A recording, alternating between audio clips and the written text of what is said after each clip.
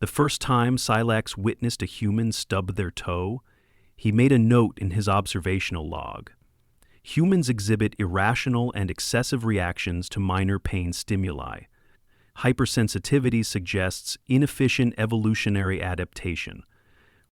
The second time he saw a human complain about a splinter, he added, high vocal output for negligible tissue intrusion, possibly symbolic display rather than legitimate distress. And by the third time, when a technician on the Orbital Intercultural Research Academy screamed after accidentally shocking himself on a static panel, Sylex was convinced humans were soft. He was a second-cycle medical student from the planet Treunox, enrolled in the Academy's interspecies exchange program. His field was xenophysiology, and he approached everything with a detached curiosity. His external sensory lobes adjusted their pigmentation when engaged in study, and for half a cycle now, they'd been a calm blue. He liked it that way, calm, predictable. Then came Daniel Ziegler. Daniel was one of the human engineering interns assigned to the Academy's sub-atmospheric hull maintenance team. He was tall, broad-shouldered, and always a little grease-stained. He greeted Silex every morning with a distracted wave and a sarcastic, "Mornin', Doc, Spock." Silex had no idea who Spock was, but he logged it as a friendly nickname and didn't correct him. That morning started like any other. Daniel was on deck 12, assisting with a recalibration of pressure seals. Silex was nearby, observing a Nerean technician's use of ultrasonic welders. The corridor was narrow, equipment was scattered everywhere, and the maintenance crew was moving fast. When the overhead alert chimed with a pressure fluctuation warning, no one panicked. It happened all the time, but then came the sound. A sharp metallic snap. Then a grunt. Silex turned. Daniel's on the floor, half under an exposed panel, one hand clutching the other wrist. Silex approached. "Daniel, are you injured?" Daniel exhaled slowly through his nose. Dropped the panel corner. Caught my hand. Silex's eyes flicked to the injury. The hand was already swelling. Purple bruising spread across the back, and one finger middle was bent at an unnatural angle. "Fracture suspected," Silax said. "We'll proceed to the medbay." Daniel didn't answer. He just nodded, pale but alert, and got to his feet using only his left hand. The injured one dangled at his side. Silex walked beside him, monitoring vitals on a small diagnostic scanner. Heart rate elevated, blood pressure high, mild sweat response. But Daniel didn't speak. No groaning, no yelling, just silence. In the medbay, Dr. Vanessa Green, the chief human physician on board, met them. She took one look at Daniel's hand and raised an eyebrow. "What the hell did you do?" "Panel slipped," Daniel said. Vanessa guided him to a chair, gently palpating the hand. "Sylex, give me a portable X-ray. Let's see what we're dealing with." Sylex obeyed, carefully aligning the scanner and initiating the imaging sequence. The results populated instantly. "Confirmed fracture of the third metacarpal," he said. "Displacement of approximately 3 millimeters. Soft tissue damage appears moderate." Vanessa clicked her tongue. "Not the worst I've seen, but you're out of commission for a few weeks. We'll need to splint it and start anti-inflammatory meds. You'll need pain management too." "Don't bother," Daniel said. Vanessa looked up. "Excuse me? I'll take the splint, skip the pain meds." She narrowed her eyes. "This isn't a stubbed toe, Ziegler. That bone's bent like a coat hanger. You'll be lucky if you don't feel it grinding every time you breathe." Daniel shrugged, then winced from the movement. "Still rather stay clear-headed." Silex was baffled. "You are in pain, yes?" "Yeah," Daniel said. "I'm in pain." "Then why do you not react?" Daniel looked at him for a long moment. "Because yelling about it doesn't make it hurt less." Silex logged that answer, but it didn't make sense. In every prior observation, humans reacted to pain with noise or complaints. This one was quiet, controlled. The data didn't fit. Over the next 2 weeks, Silex observed Daniel more closely. The splint immobilized the hand effectively, and Daniel wore it without protest. He returned to light duties after 5 days, despite Dr. Green's instructions for 7. He struggled, obviously. Tools slipped from his grasp, and he had to ask for help more than once. But he never complained, never even grimaced in front of others. Sylex asked him again, during a break in the lower cargo bay. "Daniel, is your hand still causing discomfort?" Daniel flexed the fingers slightly, winced, and nodded. "Yeah, still hurts." "Then why continue to use it?" "Because I've got work to do." "But you are hindering recovery." Daniel sighed. "Doc, I grew up on a farm in Wisconsin. You ever had to milk cows at 4 a.m. in mid-January when your hand's already frostbitten? This isn't new to me." That explanation, too, was logged. Still insufficient. At the 3-week mark, Sylex was in the med bay when Dr. Green received an emergency call. Daniel had fallen from a service ladder on deck 7. They arrived minutes later to find him on the deck floor, unconscious. "Vitals?" Wayneza asked. Sylex scanned him, blood pressure low, heart rate irregular, possible internal trauma, right leg appears deformed. Daniel stirred as they lifted him. "I'm fine." "No, you're not," Wayneza snapped. "You passed out from blood loss." Back in the med bay, a full diagnostic confirmed the damage. Compound fracture of the right tibia, laceration to the thigh deep enough to sever minor vessels, a mild concussion. "Prep for surgery," Wayneza ordered. "We need to set the bone and stop the bleeding." Daniel came to just as they were prepping the anesthetic. "Wait, don't put me under." "You've got a chunk of bone sticking out of your leg," Wayneza said. "You need sedation." Daniel gritted his teeth. "Just local anesthetic, please." She looked at him like he'd lost his mind. "You'll feel them drilling into your leg." Daniel's voice was tight. "I can handle it." Sylex remained silent throughout the procedure. He assisted where required, watching Daniel remain awake, breathing hard, but never crying out. The surgical drill bit into the bone as they installed the rod. Sweat poured down Daniel's face, and his knuckles were white as he gripped the bed rails. Afterward, as Daniel drifted in and out of a pain-dulled haze, Sylex sat nearby, his mind racing. Later, he approached Dr. Green. "Why does he not react?" She looked tired. "He does. Just not how you expect. Most humans vocalize pain. Most do. Some don't. He grew up with 3 brothers, no money, and parents who thought illness was weakness. You learn to shut up." Sylex considered that. "So it is a learned response." "In part. But it's also personality. Some people scream over a paper cut. Some people break a leg and ask for a bandage." That night, Sylex reviewed every file he had on human pain thresholds.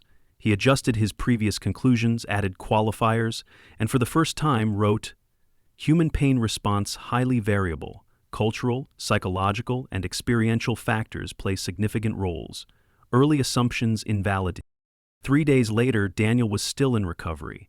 His leg was immobilized, and he struggled with movement. When Sylex visited, Daniel looked up from his bed. "You again. I have brought nutrient gel." Daniel laughed weakly. "Tastes like mint-flavored sadness." Sylex didn't understand the joke, but he sat anyway. "I misjudged your species." Daniel raised an eyebrow. "How so?" "I believed humans were hypersensitive to pain. You have disproven that." Daniel shifted slightly. "Some are, some aren't. Pain's weird. It's not just a signal, it's tied to fear, shame, memory. I've met people who cry when they stub a toe, and others who walk around with a herniated disc for weeks. Then it is not a weakness?" Daniel gave a dry smile. "It's not about weakness. It's about how you deal with it." Sylex considered that in silence. When Daniel was discharged 2 weeks later, still hobbling on a crutch, Sylex saw him off at the corridor. "You will recover." Daniel nodded. "Eventually. You should rest." "I will." He didn't. But that was his choice. And this time, Sylex didn't judge. The medbay lights hummed low, casting a sterile glow across the observation room where Sylex sat for his clinical rotation.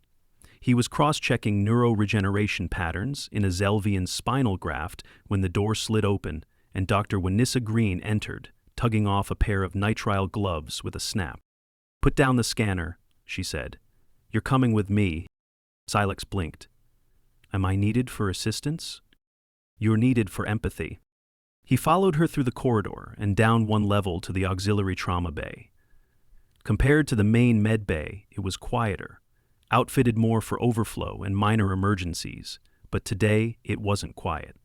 There was a rhythmic clanging from within one of the curtained partitions, metal against plastic, irregular and sharp.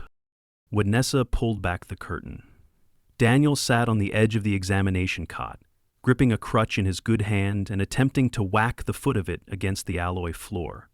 His right leg was still immobilized in a support brace that ran from mid-thigh to heel, and his face was flushed with frustration. "You're supposed to be resting," Wessa said.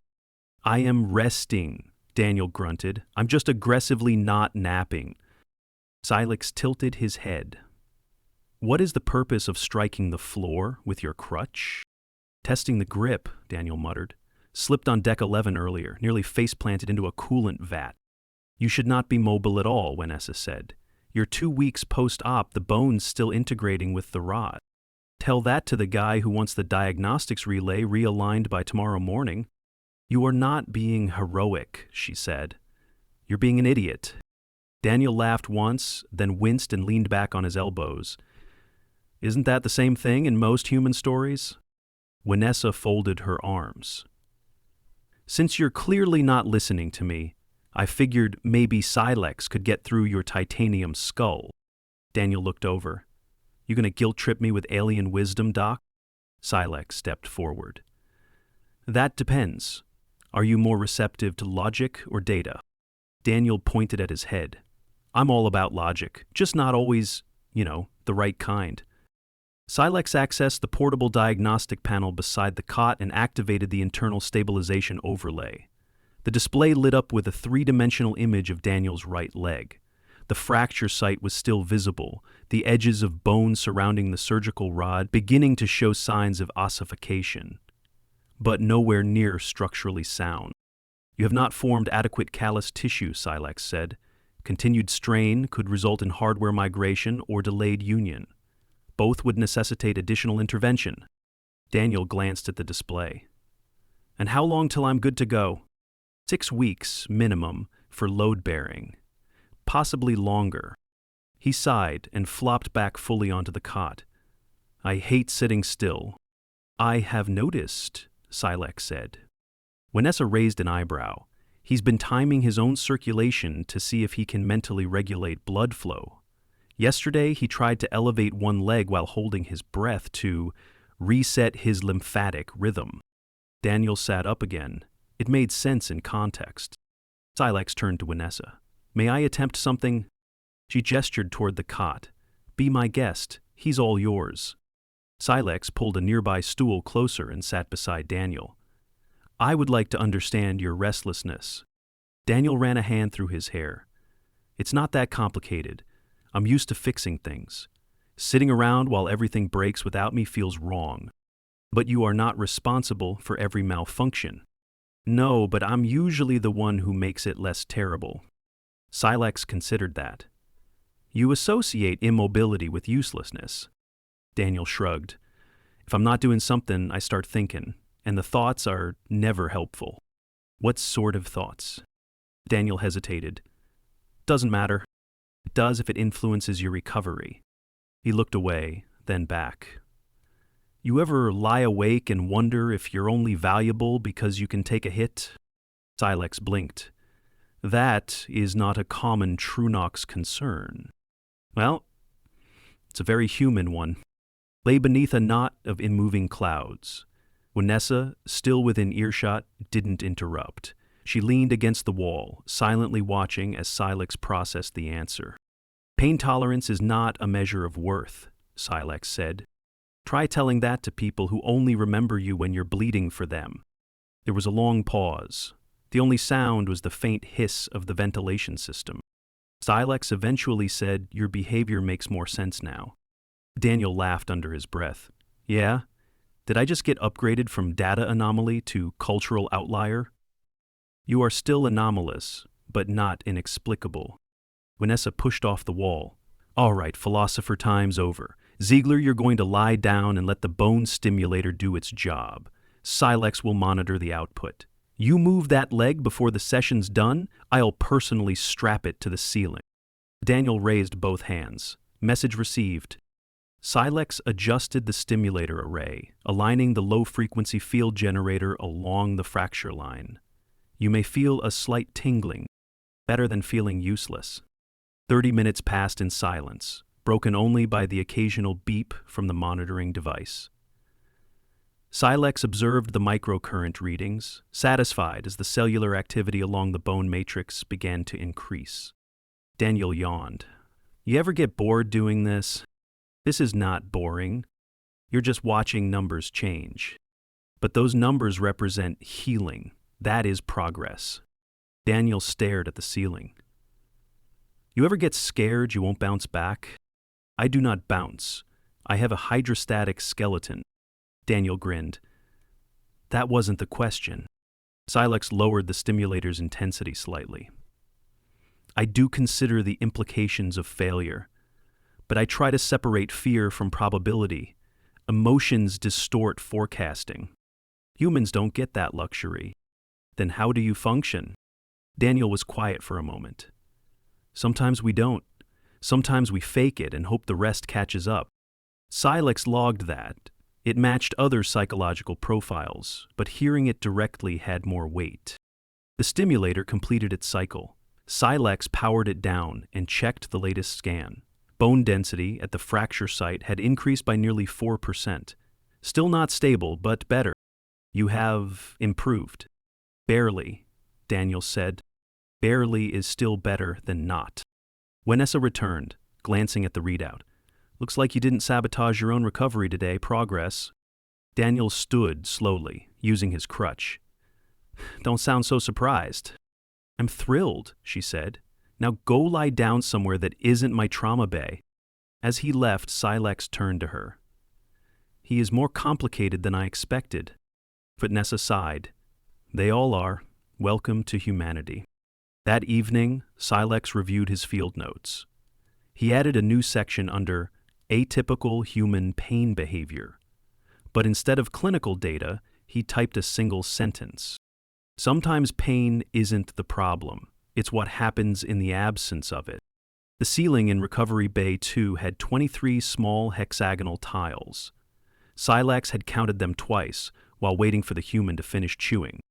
Daniel was halfway through what he insisted was a real sandwich, smuggled aboard in the bottom of a tool bag. There were crumbs on his blanket, a suspicious smear of something orange on his forearm, and a faint glint in his eye that suggested he was daring anyone to object. You are technically restricted to the standard post-operative nutritional plan, Sylex said, arms folded, not unkindly. Technically, yeah, Daniel replied, mouth still half full, but that plan doesn't have cheddar. Cheddar is not medically restorative. Cheddar is emotionally restorative. Sylex did not have the anatomy to process emotional nutrition, so he moved on. Your follow-up scan is scheduled in 6 minutes. The brace will have to be removed. Daniel wiped his hand on a napkin that had once been white. Let's get it over with before Green shows up and starts quoting spinal fluid studies again. I have prepared the imaging console. Daniel swung his legs over the edge of the bed with exaggerated reluctance. You know, I liked you better when you were just confused by us. You've gotten smug. I am not smug, Silax said. I am organized.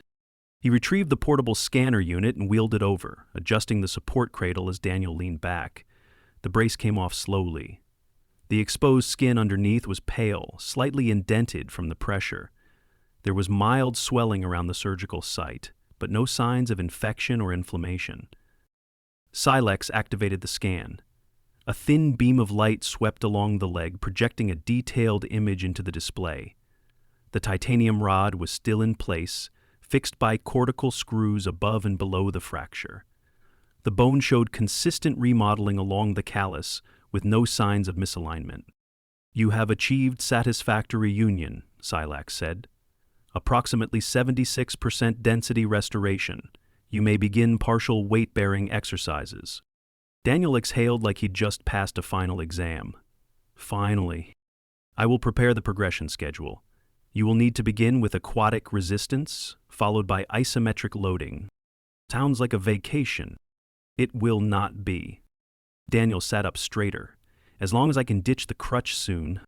You will not ditch the crutch. You will transition to a cane. A cane? What am I, 80? Do you want to walk or not? Daniel muttered something about dignity and geriatrics, but didn't argue further. Sylex disinfected the brace before folding it into the equipment bin. As he did, Daniel looked at him, expression unreadable. You've been around a lot more lately, Daniel said. Assignment or choice? I requested continued observation. Daniel raised an eyebrow. Still trying to figure us out? No. I am observing recovery. Same thing. No, Silax said. It is not. Daniel leaned back, eyes on the ceiling. I don't remember most of the fall. You lost consciousness for under 30 seconds. Still, that second when you're midair and you know gravity's about to win, that sticks. Sylex noted the shift in tone. Do you experience residual fear? Not fear, just awareness. I've been lucky. Lots of people don't get up after something like that. Statistically, your injuries were within survivable parameters. Stats don't comfort broken bones. Correct, Silax said, but they inform recovery plans. Daniel didn't reply. He was staring at his leg, flexing his toes slowly. Does it hurt? Silax asked. Little, not sharp, just... This typical. The bone is still adapting to load. Daniel tapped a finger against his knee. I've broken things before. Fingers, ribs, collarbone once. But this one's different. Feels like it took something out of me. You are not structurally diminished. Not talking about structure. Sylex tilted his head. Then what? Daniel hesitated. You ever think about how much of us is habit? I used to run up ladders without thinking. Now I look at one and count the rungs. That is a rational adjustment. It's not rational, Daniel said. It's instinct now.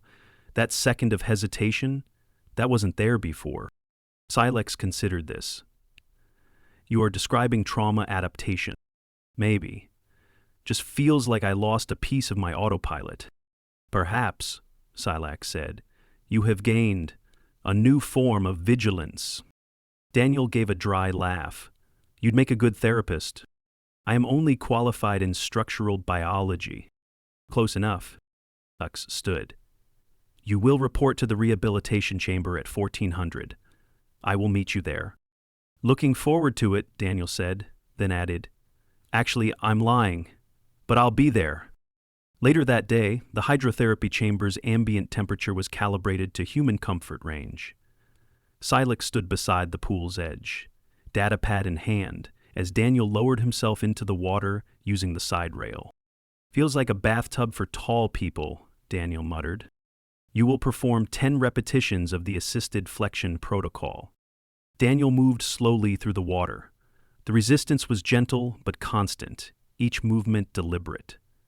Sylex monitored joint angles and torque load, noting the compensatory patterns in Daniel's gait. You are favoring the lateral side. Because it hurts less, you must distribute evenly to avoid imbalance. I know, I'm trying. Sylex waited until Daniel had completed the set. Pain level. About a 4. On the human 10-point scale? Yeah, but it's a lazy 4. More like a board ache. That is acceptable. Daniel continued the exercises, gradually increasing speed. The water rippled around him, his form steadier now. After 20 minutes, Sylex initiated cool-down mode. You will rest for 2 hours, then begin ice compression. Is my cane ready? It will be delivered to your quarters. Daniel pulled himself out of the pool, dripping but upright. He reached for a towel and paused. 3 weeks ago, I couldn't even sit up without feeling like my leg was full of glass. You have improved significantly. Yeah. but I still think about the fall, not just the landing. The moment I realized I couldn't stop it, Sylex adjusted the datapad's brightness. Recovery includes mental integration. Daniel nodded. Guess that takes longer. As they walked back toward the corridor, Daniel using his crutch carefully, Silax spoke again. You have not asked when you will be considered fully recovered. Daniel shrugged. Because I think I know the answer. Not when the bone's healed. Not when I can walk without a stick. It's when I stop flinching at every sudden drop in pressure that makes me think something's about to give way again. That is not a metric I can measure. Doesn't mean it's not real. They reached the lift. Daniel leaned against the wall, exhaling. You've been decent company, Sylex. I am not designed for comfort. Still, you showed up. This is part of the protocol? Daniel smiled faintly. No, it's not. I've read the manual. Sylex didn't argue. Instead, he looked at the human, legs still stiff, face still marked by exhaustion, and thought about how many times he had redefined the boundaries of what pain meant. Will you return to full duty? He asked. Eventually, Daniel said. But maybe I'll pick projects where the floor doesn't try to kill me. The lift doors opened. Daniel stepped inside, slower than before, but without hesitation. Sylex returned to the medbay, updated the file, and entered a final note. Human resilience cannot be quantified through biological metrics alone. Recovery is not merely the restoration of tissue, but the recalibration of trust between body and mind. Subject Daniel Ziegler demonstrates this principle in full. He closed the file. There was nothing more to add.